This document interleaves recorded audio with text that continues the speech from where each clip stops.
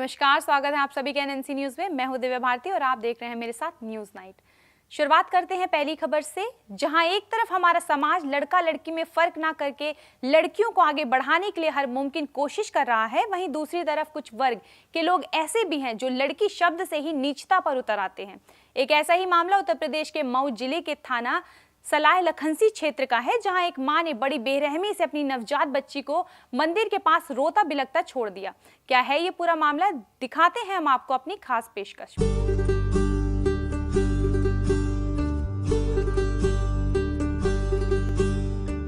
सिर्फ एक दिन पहले मैंने अपनी आंखें खोली और उसके कुछ ही घंटों बाद मैं अपनों की गोद से हटकर अनजान जमीन पर अनजान लोगों के बीच थी। आखिर क्यों मेरी माँ मुझे मंदिर के बाहर छोड़कर चली गई? मैंने ऐसी क्या गलती की थी जो मुझे जन्म के कुछ देर बाद ही बेसहारा छोड़ दिया गया? शायद बेटी होना ही मेरी गलती थी, लेकिन माँ तू भी तो एक बेटी है। माँ मैं तेरे और बाबा का ही अंश हूँ, जिसको तूने 9 महीने अपनी कोख में रखा। माँ अब जब मैं तेरे पास आ गई हूँ तो मुझे छोड़ के तू अकेले कहाँ जा रही है? माँ रुक जा, मेरे लिए रुक जा। अगर ये मासूम बोल पाती तो ये सवाल जरूर पूछती, लेकिन वारे उस क्रूर माँ की निर्दयी ममता का, जो अपनी ही बच्ची को बड़ी बेरहमी से रोते बिलखते एक मंदिर की चौखट पर छोड़ गई। तेरे पंखों में सारे तो वही माँ की ही ममता के 2 पहलू भी हमें दिखाई दिए। जहाँ एक तरफ एक माँ की ममता अपनी बच्ची के लिए कठोर बन गई थी, वहीं दूसरी तरफ एक माँ ऐसी भी थी जिसका दिल लावारिस बच्ची को देखते ही पिघल गया था। कहते हैं ना, भगवान के घर देर है पर अंधेर नहीं। जैसे ही मंदिर में आए श्रद्धालुओं की नजर उस बच्ची पर पड़ी तो सब लोग अवाक रह गए। लोगों ने उस बच्ची के बारे में सब तरफ पूछताछ की, लेकिन बच्ची के बारे में बताने के लिए जब कोई भी सामने नहीं आया, तब एक समाज सेविका जो कि स्वास्थ्य विभाग में कार्यरत है, उसने बच्ची को पालने की जिम्मेदारी अपने कंधों पर उठा ली। शायद उस मंदिर में विराजित भगवान ने उस नन्ही सी देवी के रूप को तुरंत एक नए परिवार से मिलवा दिया।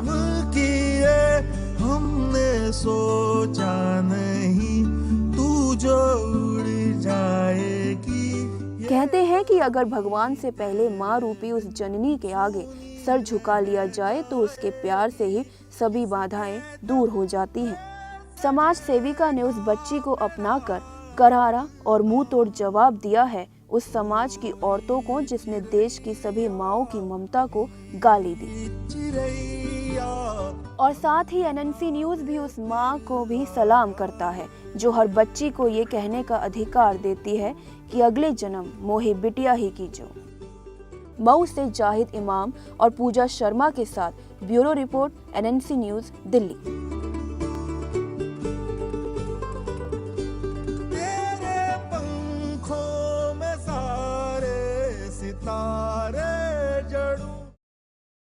कर्नाटक हाईकोर्ट द्वारा अन्ना द्रमुक प्रमुख जयललिता के जमानत याचिका खारिज किए जाने पर प्रतिक्रियाएं आना शुरू हो गई हैं। बीजेपी नेता सुब्रमण्यम स्वामी ने प्रतिक्रिया व्यक्त करते हुए कहा कि मैं हाईकोर्ट के फैसले से बिल्कुल हैरान नहीं हूं, बल्कि मुझे इस बात की पूरी उम्मीद थी कि याचिका खारिज हो जाएगी। साथ ही उन्होंने ये भी कहा कि बस मुझे इस बात की हैरानी है कि वे लोग अभियोजक अपने स्टैंड पर कायम रहने के बजाय सशर्त जमानत पर राजी हो गई। गौरतलब है कि जयललिता ने आय से अधिक संपत्ति मामले में कर्नाटका हाईकोर्ट में जमानत याचिका दायर की थी। And a public prosecutor is, after all, a lawyer for the government. So, has the government given such an instruction? And if so, why? And we need to know that.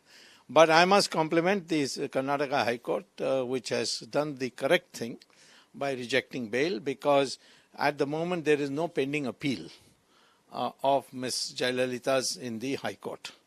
And once she files the appeal and it is admitted and notice is issued, then only we can say whether she qualifies for bail. Disgraceful way, they have been violent even with Buddhist bhikshus coming from Sri Lanka. They I think it's time for Tamil Nadu to have perhaps 1 year of president's rule, so that we can bring law and order and some sense and allow the good people to have a say in the state of affairs. Uttar Pradesh के जौनपुर में आम आदमी party के नेता और कार्यकर्ताओं ने प्रदेश सरकार पर जमकर निशाना साधा है। दरअसल आम आदमी पार्टी के कार्यकर्ताओं ने अंबेडकर पार्क में धरना प्रदर्शन करते हुए प्रदेश सरकार की जमकर खामियां निकाली। आप नेता डॉक्टर केपी यादव ने कहा कि पूरे प्रदेश में अराजकता का माहौल कायम है। साथ ही कहा कि सरकार में भी कांग्रेस की तरह दंगे हो रहे हैं और महिलाएं बिल्कुल भी सुरक्षित नहीं हैं। साथ ही उन्होंने जौनपुर जिले में चल रहे अतिक्रमण हटाओ अभियान में दोहरी नीति अपनाने का आरोप लगाते हुए कहा कि प्रदेश के मंत्री और नेता अतिक्रमण कर सीढ़ियां और इमारत खड़ी कर रहे हैं। इसके अलावा डॉक्टर केपी ने जिला प्रशासन को भी चेतावनी दी है। कहा कि अगर यह भेदभाव खत्म नहीं किया गया तो हम सड़क से लेकर गांव तक प्रदर्शन करेंगे, जिसकी पूरी जिम्मेदारी जिला प्रशासन की होगी। पूरे प्रदेश में महिलाओं का बलात्कार, महिला की सुरक्षा नहीं हो पा रही है। हत्या, लूट चरम सीमा पर बढ़ी हुई है। बिजली से लोग त्राही कर रहे हैं और यहाँ तक कि भ्रष्टाचार तांडव नृत्य कर रहा है, चाहे तहसील हो चाहे थाना हो। तो जिलाधिकारी महोदय से मैं कहना चाहता हूँ आप लोगों के माध्यम से कि इसका अंजाम बहुत बुरा होगा। हम तमाम लोग, जिले के नागरिक इस अत्याचार और जुल्म के खिलाफ, भेदभावपूर्ण रवैये के खिलाफ हम बड़ा आंदोलन करके इनका जवाब देने का काम करेंगे। एयरफोर्स की सेंट्रल एयर कमांड का 82 स्थापना दिवस इलाहाबाद के बमरौली स्थित मुख्यालय में मनाया गया। देश भर की आजादी से लेकर 1965 को भारत पाकिस्तान में युद्ध में अपना योगदान देने वाली भारतीय वायुसेना के इस कमांड की स्थापना आज से 82 साल पहले हुई थी। इस मौके पर मौजूद कमांड के सैनिक और अधिकारियों ने देश की रक्षा करने का दृढ़ संकल्प और शपथ लिया। साथ ही संघर्षों में शहीद हुए वायुसेना के अधिकारियों को श्रद्धा सुमन भी अर्पित किया गया।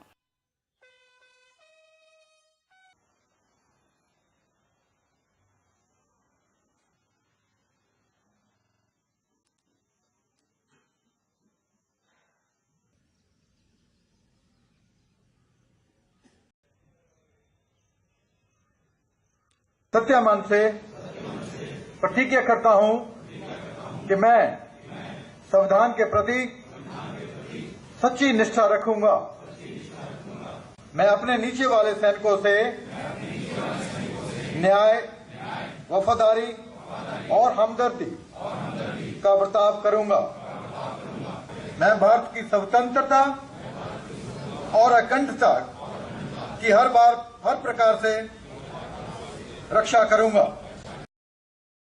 उत्तर प्रदेश के मऊ जिले के हाईवे 29 पर एक सनसनीखेज मामला सामने आया है, जहां बदमाशों ने नगरीय विकास विभाग के जेई अरविंद कुमार वर्मा की पैसे लूट लिए हैं। अरविंद उस वक्त यूनियन बैंक से 10,000 रुपए निकालकर बैंक से बाहर ही निकले थे, तभी बदमाशों ने लूट लिया।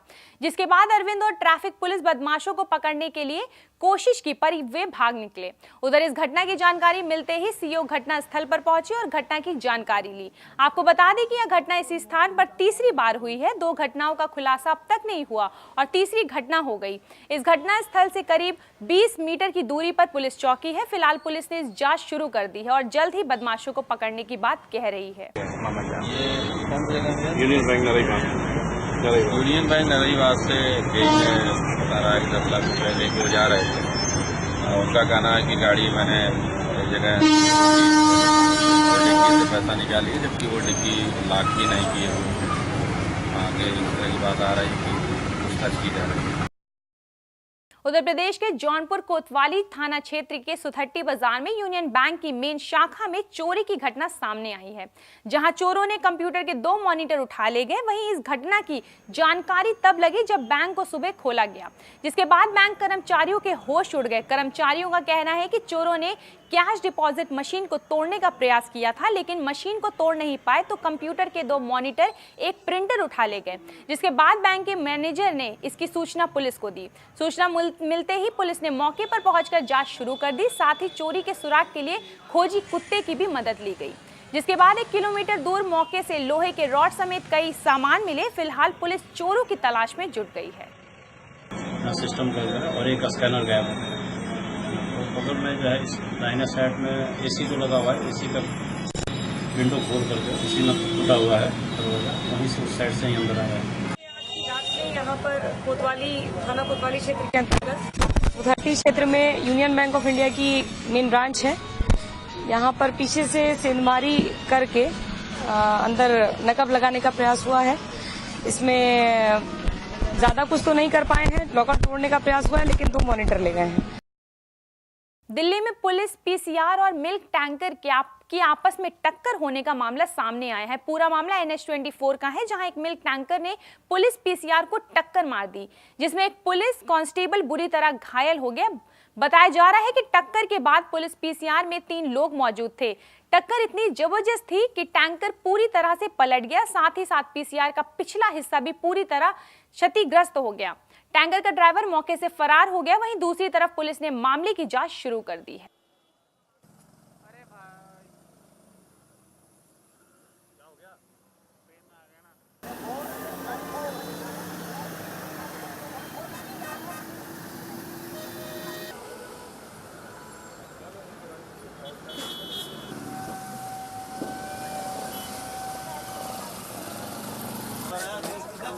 हाँ यही होगा, पैसे चले चक्कर यहाँ पर धक्का लगने क्या मतलब।